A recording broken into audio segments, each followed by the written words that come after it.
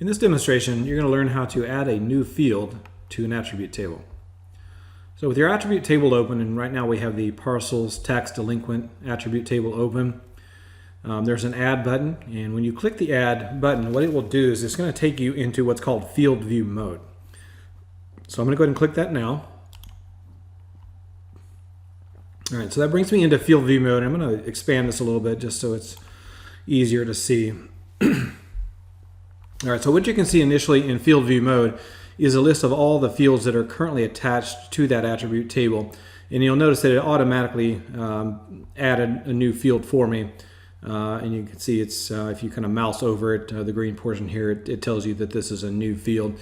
And so there's several things you want to do here. Of course, you can make it visible or hidden using the checkbox. By default, it's going to be visible.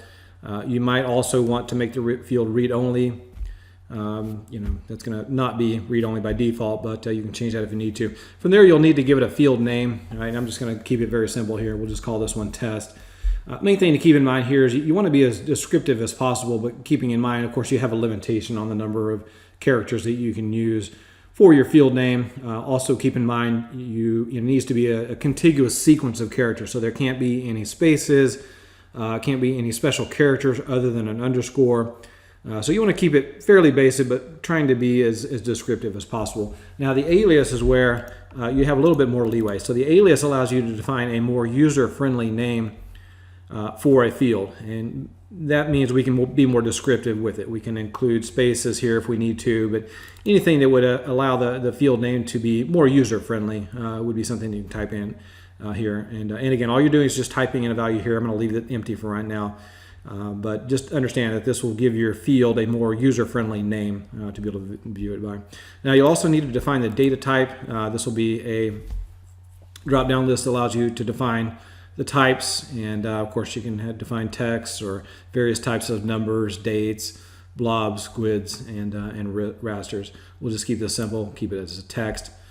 Other things you can do here that are reasonably important, if you have a domain, you may want to assign a domain. You can apply a default value as well. So if you type in a default value, what that will do is it will, if your end user, when they're editing this data set, when they get to the test field, in this case, or whatever the field name is that you give it, it would automatically populate that column for the row that you're adding with some value if they don't go ahead and enter a value, right? So in other words, if the user doesn't provide a value for this row for this column, then what we'll do is we'll provide a default for it, and that's what default does. And you can also provide a length here for the length of your field, just kind of depending upon what you intend to store in that. So that's pretty much it. The other thing to keep in mind here, of course, once you enter your information, you'll need to save to commit the change to the underlying data set. Now, you may run into a situation where the save button is grayed out. It's not here, but you could run into a situation where the save button is grayed out.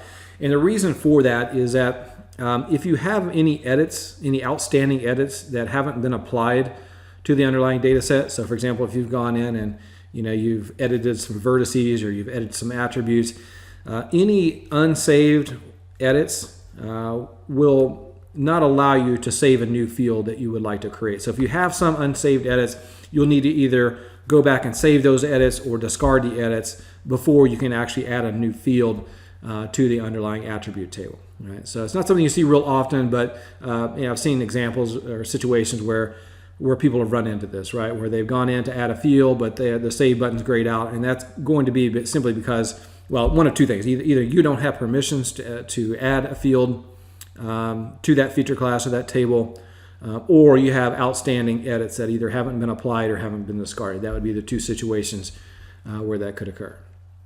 All right, so that pretty much about covers it. So thanks for joining me, and we'll see you next time.